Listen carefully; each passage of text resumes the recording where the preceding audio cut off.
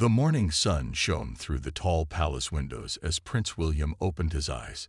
Today was not just any day. It was the day his father, Charles, would become king.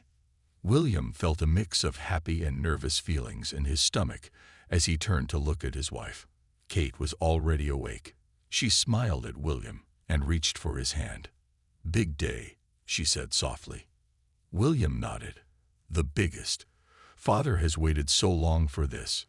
In the rooms next door, their 3 children were still sleeping. William and Kate got up quietly and began to get ready. Today, millions of people would watch them. Everything had to be perfect. The royal staff moved around the palace, bringing breakfast and laying out the special clothes the family would wear. Kate's dress was a beautiful light blue with small diamonds that caught the light. William's uniform was dark, with gold buttons and medals that showed his place in the royal family. As William dressed, he looked at an old picture on his desk. It showed his grandmother, Queen Elizabeth, smiling at him when he was a boy. "I wish you were here today," he whispered to the picture. His grandmother had been queen for 70 years before she died. Now his father would finally take her place. William also thought about his mother, Princess Diana. She had died when he was only 15 years old. How proud she would be to see her grandchildren on this big day. "Daddy." A small voice broke into his thoughts. Prince Louis, the youngest child at 5 years old, ran into the room. His pajamas were rumpled, and his hair stuck up in all directions. "Is it time to be princes and princesses yet?" William laughed and picked up his son. "Almost. First, we need breakfast and to get you dressed in your special clothes." Soon, all 3 children were up. Prince George, now 10 years old, was quiet and serious. As second in line to be king after his father, he knew this day was extra important for him. Princess Charlotte, 8 years old, twirled in her nightgown, excited about wearing her first small tiara. "Will there be a real crown?" Louis asked with big eyes as they ate breakfast. "Yes," William explained. "Grandpa will wear the same crown that great-grandma wore when she became queen. And will he sit in the big chair?" Louis continued. "The throne."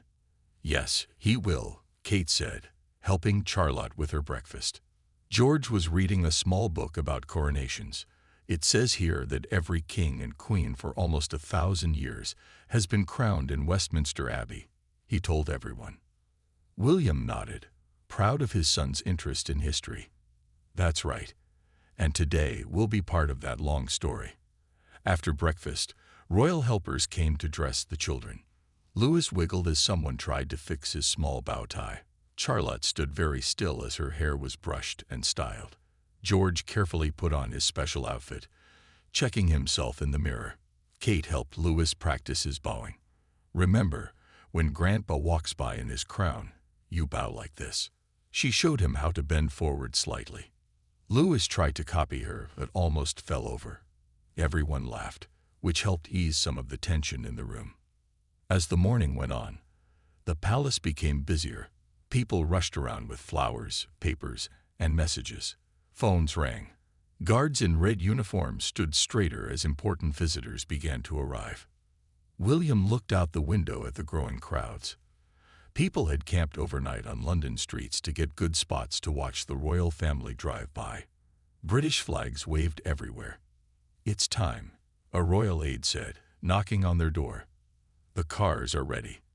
William gathered his family. Kate adjusted Charlotte's dress one last time. George stood tall, taking deep breaths like his father had taught him when he felt nervous. Louis bounced on his toes, unable to contain his excitement.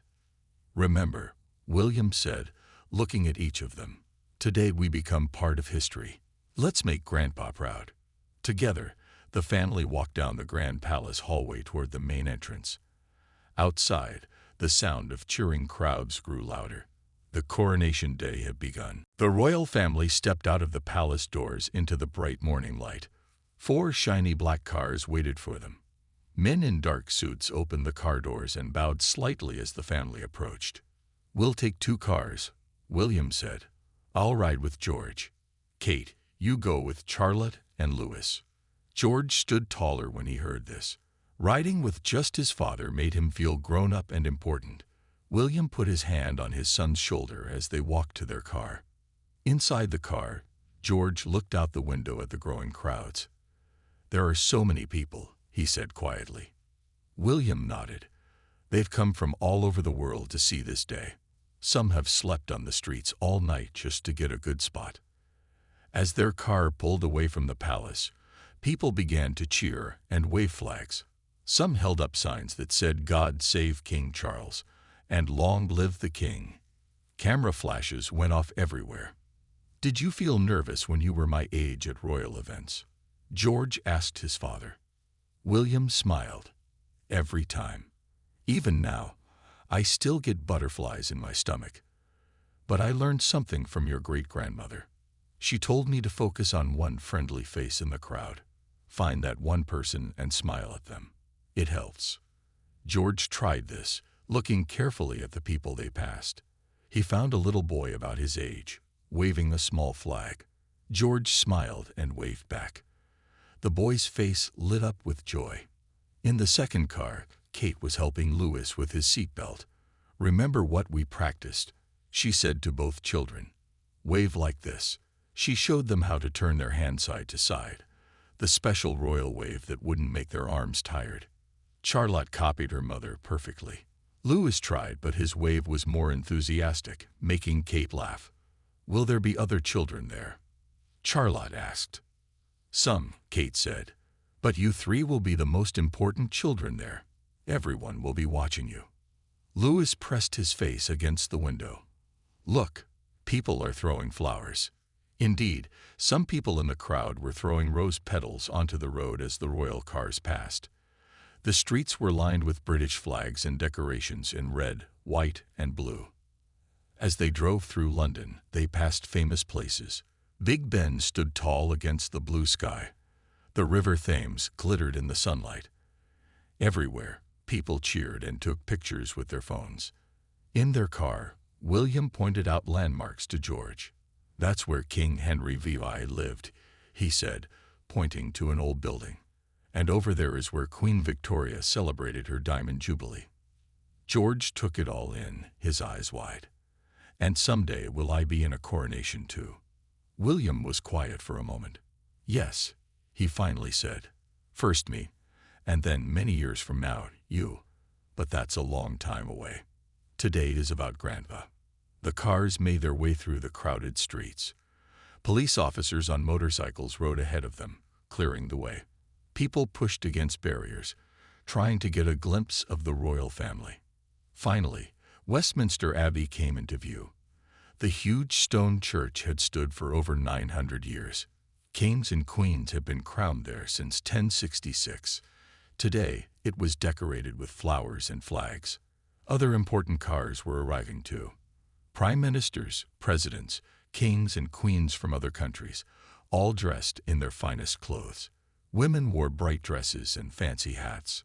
Men wore uniforms with medals or smart suits. The cars stopped at the entrance to the Abbey. William took a deep breath before his door was opened. This was the moment when they would step out in front of thousands of people and millions more watching on TV. "Ready?" he asked George. The boy nodded, trying to look brave. One by one, the royal family got out of their cars. The noise of the crowd was much louder now.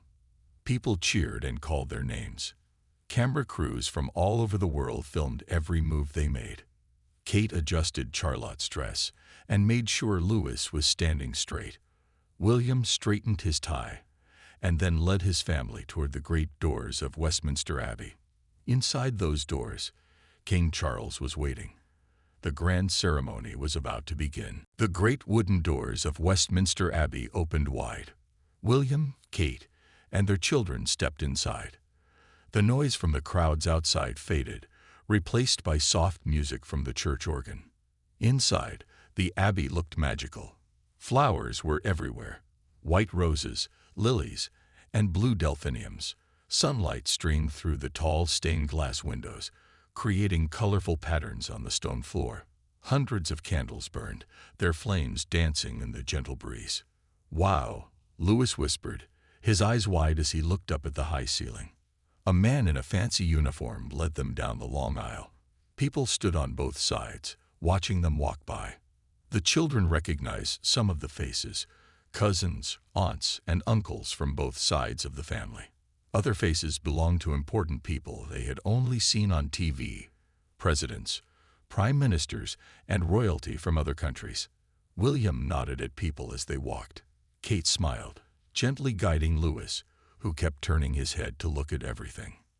"Stand tall, shoulders back," Kate whispered to the children. "Just like we practiced." They reached their special seats near the front of the church. These seats were reserved only for the closest family members.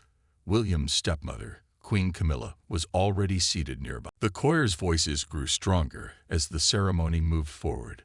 The Archbishop stepped closer to King Charles. He held a small bottle of special oil in his hands. "What's that for?" Louis whispered to Kate. "The Archbishop will put a tiny bit of that holy oil on Grandpa's head and hands," she explained quietly. "It's a way of blessing him." The abbey was so quiet now that Louis's whisper seemed loud. Some people turned to look at the little prince. Louis quickly put his hand over his mouth, making a few people smile. The Archbishop poured a drop of oil onto a golden spoon. The spoon was over 1,000 years old, one of the oldest things used in the ceremony. Gently, he placed the oil on Charles's forehead, making the sign of a cross. William watched his father's face. This was the moment when Charles was being marked as special, chosen to be king. Charles closed his eyes briefly, perhaps thinking of his mother, Queen Elizabeth, who had gone through this same ceremony many years ago. Next came the most important objects. First, a golden orb with a cross on top was placed in Charles's right hand. Then a scepter, a fancy stick also topped with a cross, was put in his left hand. These objects showed that the king would rule with faith and justice. Charlotte watched with wide eyes. "The orb is so pretty," she whispered to her mother. The golden ball shone brightly in the candlelight.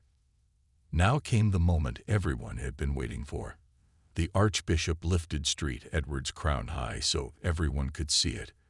It sparkled with diamonds, rubies, sapphires, and other precious stones. The crown was so heavy that the Archbishop's hand shook slightly as he held it. Slowly, carefully, he lowered the crown onto Charles's head. The exact second the crown touched the king's head, something amazing happened. Outside, cannons fired in the park. Bells began to ring from church towers all across London. Inside the abbey, everyone stood up. In loud voices, they all shouted together, "God save the king." Louis jumped at the sudden noise. George and Charlotte stood tall and straight. William felt tears in his eyes, but blinked them away quickly. Kate squeezed his hand. Now that the crown was on his head, Charles was officially king.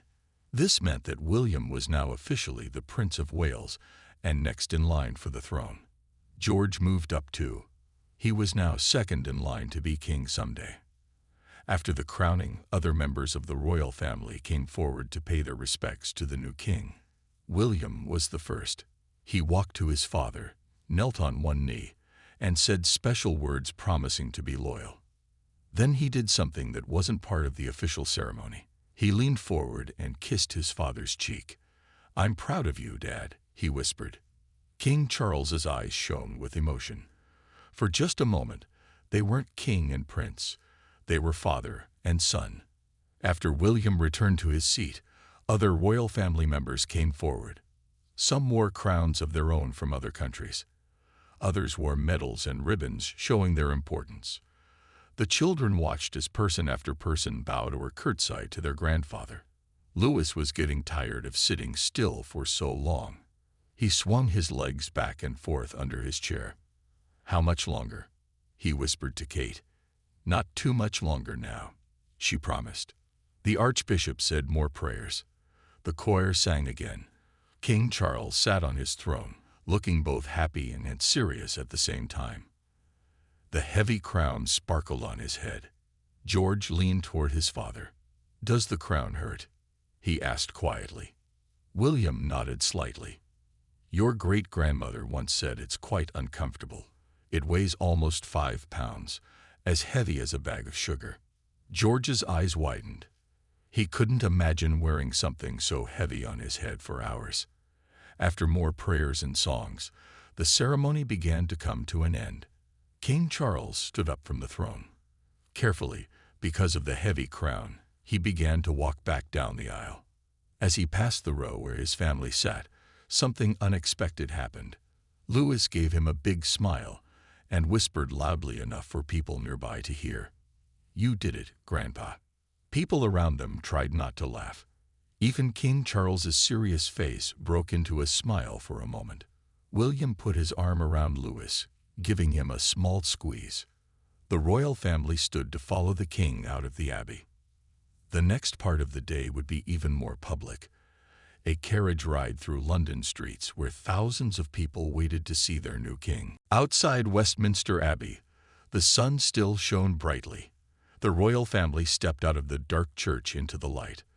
The noise hit them at once, thousands of people cheering, clapping, and calling their names. "Wow," said Louis, his mouth open wide. The crowds were even bigger now than when they had arrived. Waiting for them were beautiful carriages pulled by white horses. The horses wore special red and gold covers and had feathers on their heads. The carriages shone in the sunlight, their gold decorations gleaming. King Charles and Queen Camilla got into the first carriage. It was the grandest one, made over 200 years ago for another king.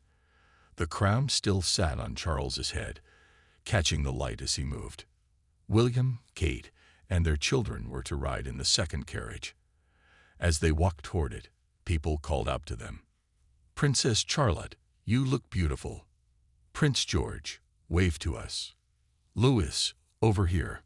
Charlotte smiled shyly. George waved in the proper royal way his parents had taught him. Louis, excited by all the attention, jumped up and down and waved with both hands. William helped his family into their carriage. The seats inside were soft red velvet. Golden tassels hung from the roof. It felt like sitting inside a jewelry box. "Can I sit by the window?" Louis asked. "We can all see out the windows," Kate said, helping him up. "But remember to sit properly and wave." The procession began to move. First went King Charles's carriage, then William and Kate's, then more carriages with other royal family members. Soldiers on beautiful horses rode alongside them. The route would take them from Westminster Abbey, past famous London places, all the way to Buckingham Palace. Along every inch of the way, people crowded the streets. They stood on chairs and climbed lampposts to get a better view. As their carriage rolled through the streets, William pointed out places to his children. "There's where I went to school," he said, showing them a grand old building. "And over there is where Grandma Diana used to take me for ice cream," he added, pointing to a small shop. The children watched everything with big eyes. People threw flowers that landed in the street in front of the horses. Some people cried happy tears as the king passed by. In the middle of the procession, it started to rain lightly. People quickly opened umbrellas, but no one left. They had waited too long to see this special day. "Look, a rainbow," Charlotte suddenly said, pointing to the sky.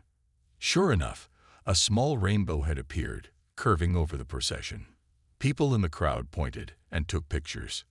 "Great-grandma is watching," George said quietly. The others looked at him.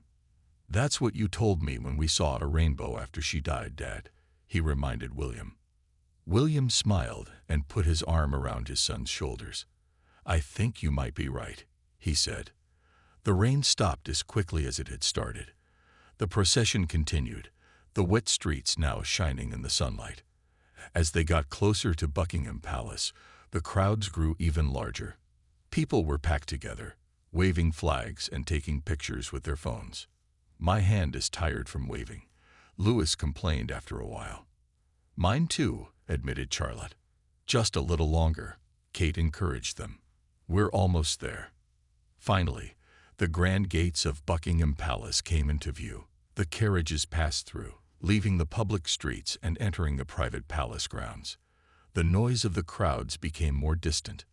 In the courtyard, royal staff waited in neat lines to welcome the newly crowned king. The carriages stopped, and footmen in red uniforms helped everyone step down. King Charles removed the heavy crown as soon as he entered the palace. A special assistant took it carefully and placed it on a velvet cushion. "Does your head feel better now, Grandpa?" Louis asked, running up to him. Charles laughed and rubbed his head. "Much better, thank you, Louis." The family followed Charles through the palace halls. Servants bowed as they passed. The children walked more slowly now, tired from the long day and all the excitement. Inside a grand room, photographers waited. It was time for the official coronation pictures, images that would appear in history books for hundreds of years. "Stand tall one more time," William encouraged his children as they lined up for the photos. The family stood together, George and Charlotte on either side of the king, with Louis in front. William and Kate stood behind them. They all smiled for the cameras. But this was just a brief pause. The most public part of the day was still to come. After the official photos were taken, the royal family had a short break. They went to a private room in the palace where food and drinks waited for them.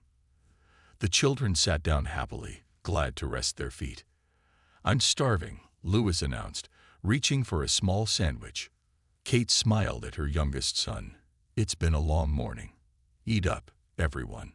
We still have the balcony appearance to do." The balcony appearance was a royal tradition. The king and his family would stand on the famous Buckingham Palace balcony and wave to the huge crowd gathered outside. For many people, this was the best part of a coronation day. While they ate, William talked quietly with his father. King Charles looked tired but happy. The weight of the crown was gone from his head, but the weight of being king would stay with him forever. "You did well, father," William said. Charles nodded, "As did you and your family."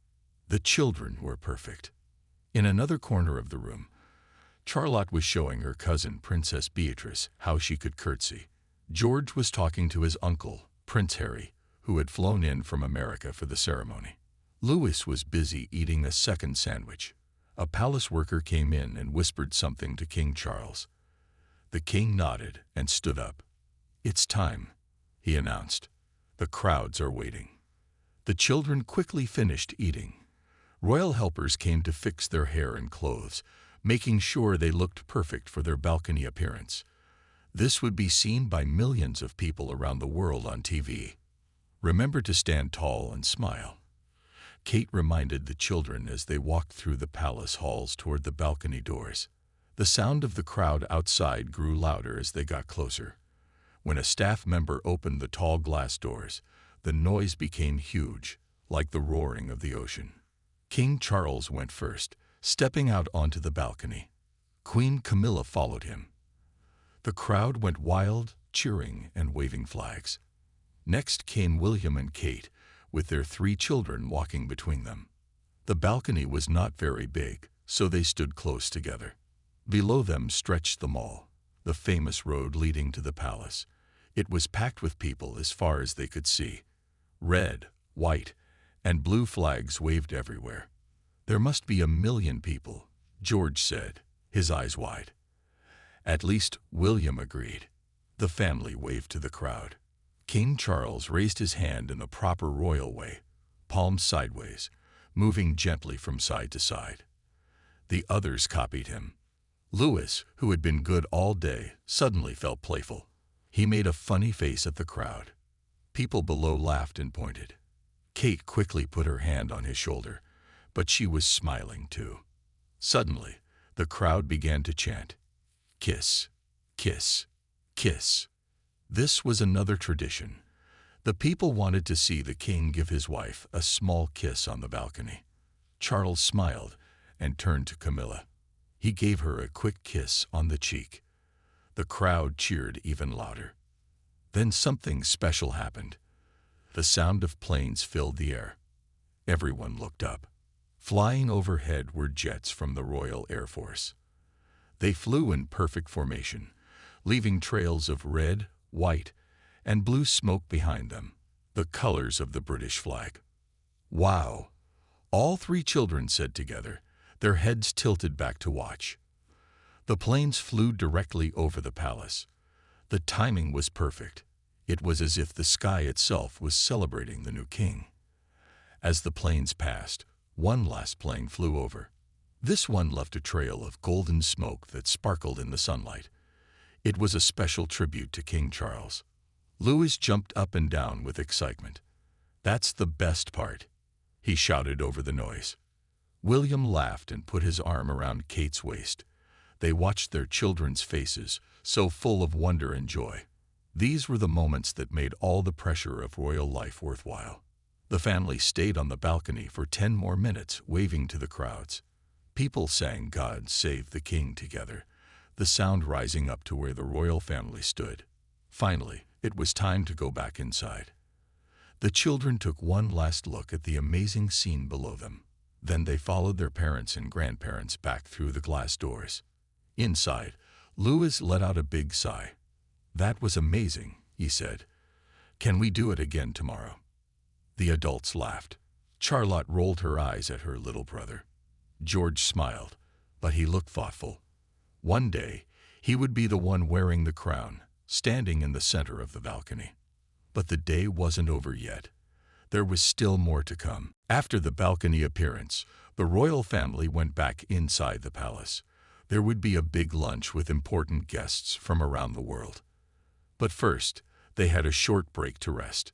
In a beautiful room with golden walls, Kate helped the children change into fresh clothes.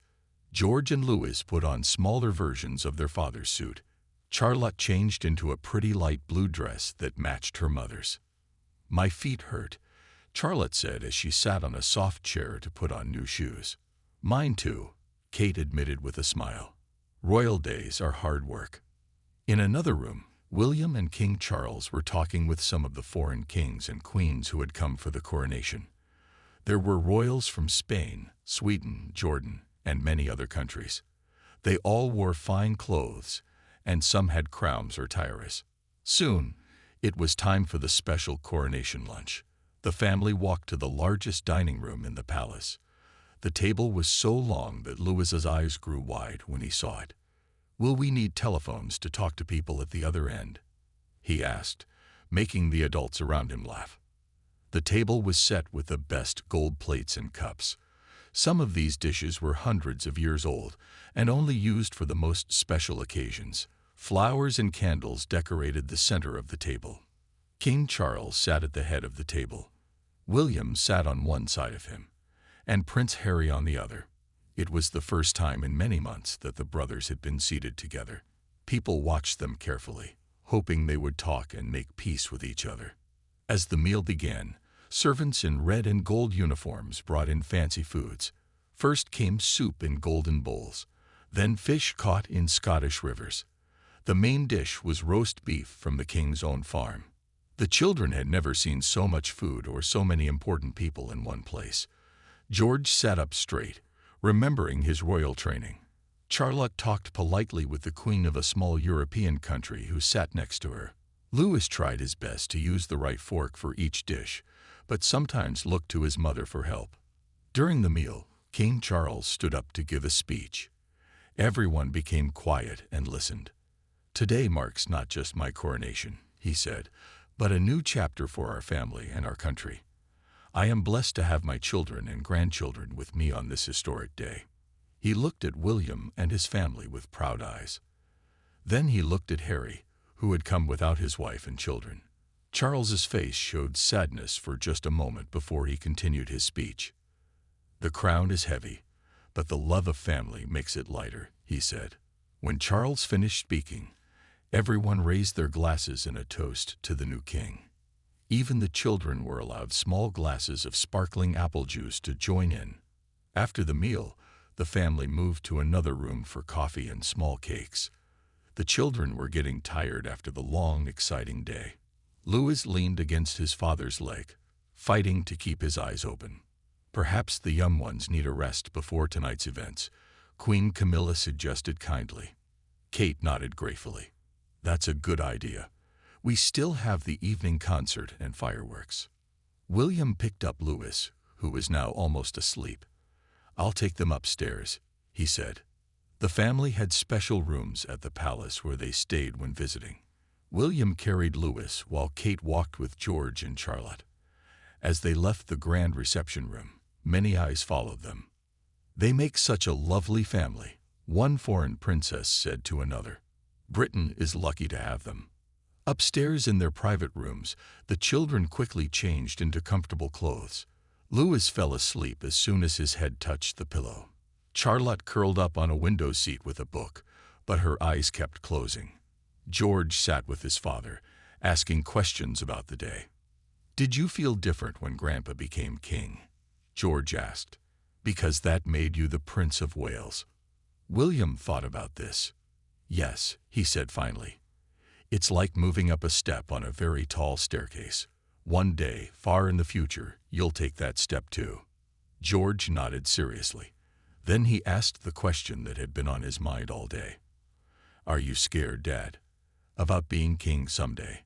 William put his arm around his son. "Sometimes," he admitted. "It's a big job. But your great-grandmother taught me something important. You don't have to be perfect. You just have to care deeply and try your best."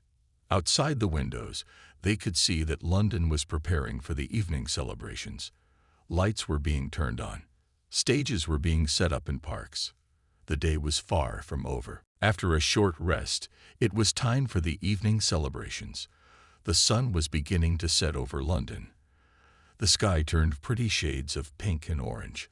All over the city, lights came on, making the famous buildings glow in the growing darkness. Kate woke the children gently. "Time to get ready for the concert," she said. Louis rubbed his eyes. "Will there be loud music?" "Yes," Kate said with a smile. "And lights and famous singers and fireworks." That got the children excited. They quickly changed into new outfits for the evening, smart but slightly less formal than what they had worn earlier. William came in, looking fresh in a dark blue suit. "The cars are ready whenever we are," he said. King Charles had decided not to attend the concert. After the long day of ceremonies, he and Queen Camilla would watch it on TV from their private rooms. This meant that William and Kate would lead the royal family at the evening event. They went downstairs, where other family members were gathering. Princess Anne, Princess Beatrice, Prince Edward, and more relatives were all ready for the concert. Prince Harry had already left to return to America, which made William feel both sad and relieved. The family got into cars that would take them to Hyde Park, a large green space in the center of London. The concert would be held there, on a huge stage shaped like a crown. As they drove through the city streets, they saw that the celebration was in full swing. People were having street parties. Tables had been set up outside houses, covered with food and drinks. Children played games on roads that had been closed to traffic. British flags hung from windows and lampposts. "Everyone looks so happy," Charlotte said, watching the scenes outside her window. When they arrived at Hyde Park, a special entrance took them straight to the royal box, a covered seating area with the best view of the stage. As William and Kate walked in with their children, the crowd cheered loudly. Thousands of people filled the park, waving flags and glowing light sticks. The royal children looked around with big eyes. They had never seen so many people in one place before. "There must be 100,000 people here," George said. "More than that," William told him. "Nearly 500,000. They took their seats as the concert began. Famous singers came on stage one after another. The music was a mix of old and new songs that everyone knew. Bright lights moved across the stage and into the sky. Giant screens showed close-ups of the performers. Louis bounced in his seat to the beat of the music. Charlotte sang along to songs she knew. Even George, who was usually more serious, tapped his foot and smiled. During one song, the screen suddenly showed pictures of Queen Elizabeth. These were photos from throughout her long life, as a young princess, at her own coronation, holding her children and grandchildren, meeting important people from around the world. The crowd went quiet as they watched. Many people held up their phone lights, creating a sea of stars across the park. William put his arm around George's shoulders. Kate wiped a tear from her eye. When the song ended, everyone stood up and clapped for a long time. It was their way of saying thank you and goodbye to the Queen who had ruled for so many years. The mood soon became happy again as more singers performed. A famous comedian came on stage and made jokes about British weather and the royal family. The comedian was careful to be respectful, but still funny. The royal box laughed along with everyone else. Halfway through the concert, a palace helper brought snacks for the children, small sandwiches and cookies. Louis was getting tired again, but fought to stay awake, not wanting to miss anything. As the evening continued, the entertainment got more spectacular. Dancers in bright costumes performed on stage. Acrobats flew through the air on wires. A group of drummers created a beat so strong that everyone could feel it in their chests. Then came a special moment. The stage went dark. A single spotlight came on, showing a piano in the center. A famous singer sat down and began to play and sing a new song. It had been written specially for King Charles's coronation. The song was about passing wisdom from one generation to the next, about duty and love of country. As the singer performed, images were projected onto the front of Buckingham Palace, which could be seen in the distance. The palace seemed to change colors, showing scenes from British history. William watched his children watching the show. He wondered what they were thinking, how they were processing this extraordinary day. Would they remember it all? Would they understand its importance? Charlotte leaned over to her father. "This is the best day ever," she whispered. William smiled and kissed the top of her head. "Yes," he agreed. "It really is." The concert was nearing its end. All the famous singers came back on stage together for one last song. The crowd stood up, swaying and singing along. Even the royal family got to their feet. William held Louis up so he could see better. Then the sky lit up with fireworks. Red, blue, gold, and silver bursts filled the night. Some made shapes like crowns and the letters C and R for Charles Rex, Charles the King. The sound was so loud that Louis covered his ears, but he was smiling with wonder. "Look at that one." Charlotte pointed as a golden waterfall of sparks fell from the sky. The fireworks show lasted 20 minutes. It was the biggest display London had seen in many years. As the last rockets exploded overhead, the crowd cheered and waved their flags one final time. It was getting late now. Louis had fallen asleep on William's shoulder. Charlotte was trying hard to keep her eyes open. Even George looked tired after the long, exciting day. "Time to head back to the palace," Kate said gently. The royal cars took them through streets still full of happy people. Some were dancing, others were sitting around fires, singing songs. The country would remember this day for a long time. When they arrived back at Buckingham Palace, the lights were still on. Staff waited for them at the door, ready to help with anything they needed. "His Majesty is waiting for you in the blue room," a palace worker told William quietly. Kate took the sleepy children upstairs while William went to meet his father. He found King Charles sitting by a window, still wearing his formal suit, but with the jacket unbuttoned. He looked tired but peaceful. "Did they enjoy the concert?" Charles asked. William smiled. "They loved it. Louis stayed awake almost to the end." Charles nodded, looking out at the city lights. "It's been quite a day," he said softly. "How does it feel?" William asked. "Now that it's done. Now that you're officially king." Charles was quiet for a moment. "Strange," he admitted. "I waited so long for this day. Now that it's here, I find myself thinking of your grandmother, wishing she could see it." "She would be proud," William said. Charles smiled at his son. "Of both of us, I think." They sat together quietly for a few minutes, father and son, king and future king, sharing a rare moment of peace after a day in the public eye. Upstairs, Kate was helping the children get ready for bed. They were staying overnight at the palace before going home tomorrow. The children's rooms had been decorated specially for them, with little crowns on the pillows, and royal teddy bears wearing tiny red robes. Louis was already asleep, not even waking up when Kate changed him into his pajamas. Charlotte sat on her bed while Kate brushed her long hair. "When will there be another coronation?" Charlotte asked sleepily. "Not for a very long time," Kate told her. "Grandpa will be king for many years. Then it will be Dad's turn." Charlotte nodded, thinking about this. "And then George," she said. "But not me or Louis." "That's right," Kate said. "But you and Louis will have other important jobs in the family." In his own room, George was looking at a history book about past kings and queens. Even though he was tired, he wanted to learn more about what had happened today. He knew that someday, far in the future, he would wear the crown too. When William came upstairs, he found Kate sitting in the children's sitting room. The doors to all 3 bedrooms were open so she could hear the children if they called. "All asleep?" he asked. "Louis and Charlotte are. George is still reading." William smiled. That was so like his oldest son, serious, thoughtful, always wanting to understand things.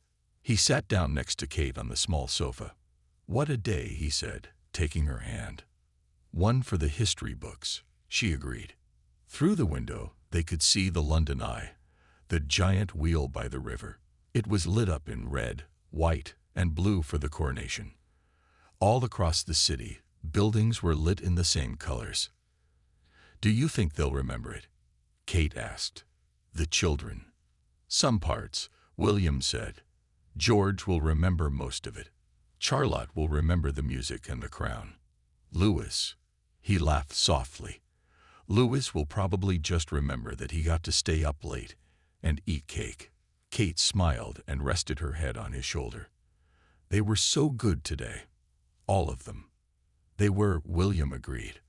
"They made us proud." In his bedroom, George finally closed his history book and turned off his light. In Charlotte's room, she hugged her royal teddy bear close. And in his room, Louis slept deeply, a small smile on his face. Outside, the last of the fireworks faded from the sky. The crowds began to go home. The coronation day, a day that had been planned for years, a day that would be remembered for generations, was finally over. Inside the palace, the royal family slept, ready to wake to the first full day of the new king's reign.